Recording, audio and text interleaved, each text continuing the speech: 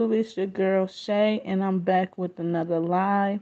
Remember to like, share, subscribe. Hope everyone's having a good day so far. And today I'm doing a recap on episode 4 of Outdaughtered and episode 4 of Doubling Down with the Derricos. So, first, let's start off talking about Doubling Down with the Derricos. I feel like I understand why Dion didn't tell Karen about the stuff going on in the new house. But at the same time, being married, you want to keep each other in a loop on things, even if it's hard things or things that may cause stress. You don't want to keep nothing from each other because that just causes more stress. And also, it causes distance between communication. Communication is very important in a relationship. And I do think it's good for her and Dion that they both took the time out to teach their kids about how a man supposed to respect a woman, how a woman supposed to respect a man. Because I feel like a lot of that is not taught enough nowadays. Because some parents, I think, is so scared to bring up dating with their kids at such a young age. They think, oh, if I overexpose them too much, but you don't have to give all of it at once, but little things, bit by bit, as they older and grow, can help them know what to expect and what they shouldn't take and what they should when it comes to a man or when it comes to a woman.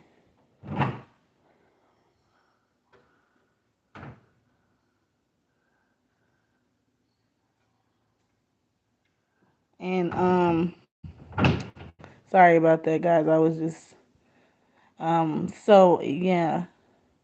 So in regards to a woman or man, as I was saying, showing the respect that comes on both sides, not just one or the other, and how when it's a sign, a tall tale sign that the person doesn't respect you and how they should treat you. So I think that's important for men and women. And I liked it when she said, I like when she said, "Man, don't pull your chair out, open the door for you." Especially if they don't pull your chair out, you don't sit down until they do. I thought that was funny.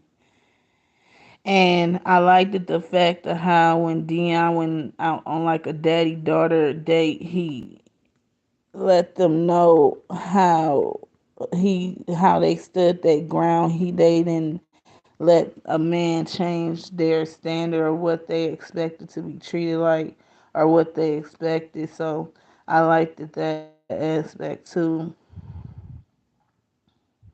And Darian, the oldest 18-year-old that just turned 18 on Double Down with the Derricos.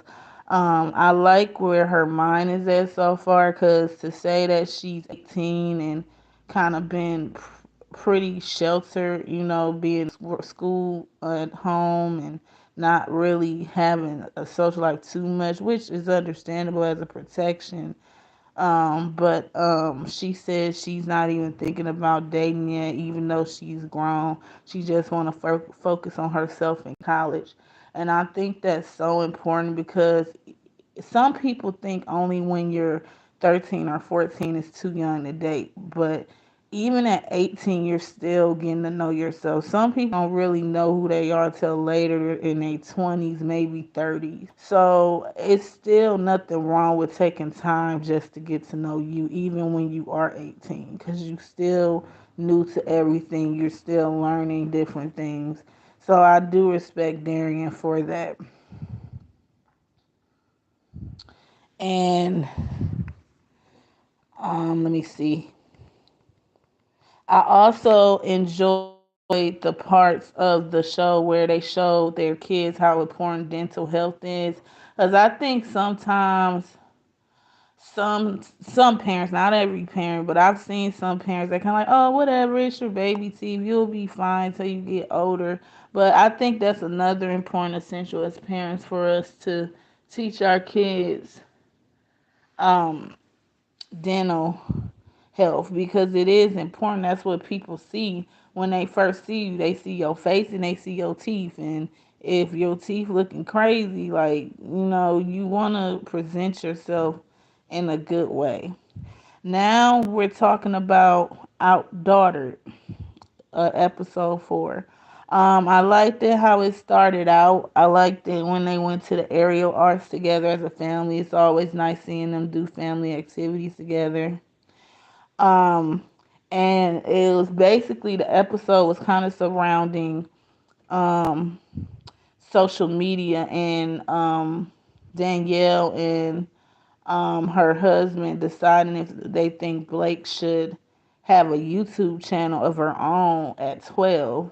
And some of the quintuplets wanted to do the same because they see, the family YouTube channel that they have. So they kind of wanted to do that too, which is nothing wrong with.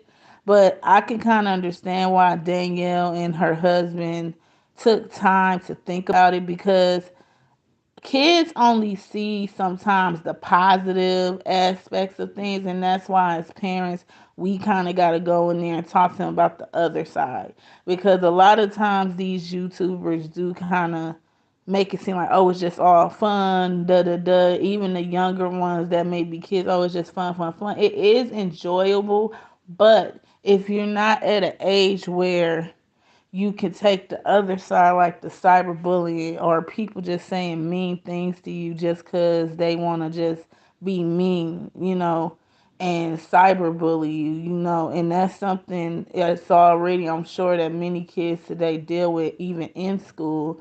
So the last thing you want is your kids to have a double whammy and have that same thing happen online and in school at the same time. Like, that's just a lot. So I think when kids do have a YouTube channel, I feel like they should start a little bit older, maybe 16, 17, where they kind of got a grips on some things more better, more mentally stronger, where they can kind of handle what comes, in a sense, because there's so many kids today that's being bullied to the point where they're harming themselves just, or even harming others. So I can understand why Danielle and her husband decided to just say they could just post on the family channel for now, and maybe later down the line they can do a personal channel. And I think that was a good compromise. So at least as the parents, they can kind of guard and be aware of what's being said, what's not, and kind of block off the people that may be saying mean things or what have you. One thing about Danielle though, I feel like because she's admitted a lot of times that she's a control freak.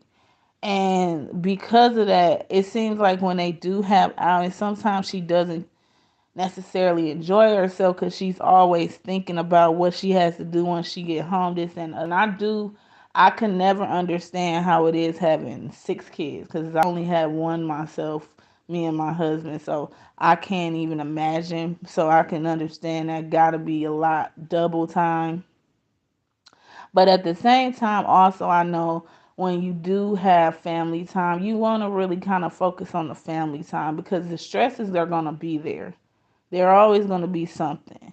You just need to sometimes kind of tell yourself, and sometimes it's hard to tell yourself, like, to turn it off, like the stresses, and think about just live in the moment of what you're doing, whatever activity, or sometimes it's really hard for us, especially as parents, because we always thinking of what's next and what we need to do. But yeah, that's my thoughts on that. And also, kind of towards the end of our daughter, Danielle, autoimmune disorder was acting up and she was in real bad pain, and it's just, I felt bad for her too, because with me having a health issue myself and my husband having to do a lot of things, I can feel the pain of her husband having to cope and see her in pain and not really able to do anything. That's a hard thing for anybody, not even just a married couple, but even just seeing a loved one hurting and there's nothing you can really do but be there and support them. So that was definitely hard. So yeah, those are my thoughts on Doubling Down with Derrico's episode 4 and Outdaughter episode 4. Please tune in to my live every day. I will be doing a recap on Outdaughtered, doubling down with the Derricos at least once a week because the shows come on the same night. So usually around Wednesday or Thursday is when I usually do my recap of the each episode each week. So I hope you guys stay safe out there, and I hope you tune into this live. And again, like, share, and subscribe. And I will see you guys next live. Peace.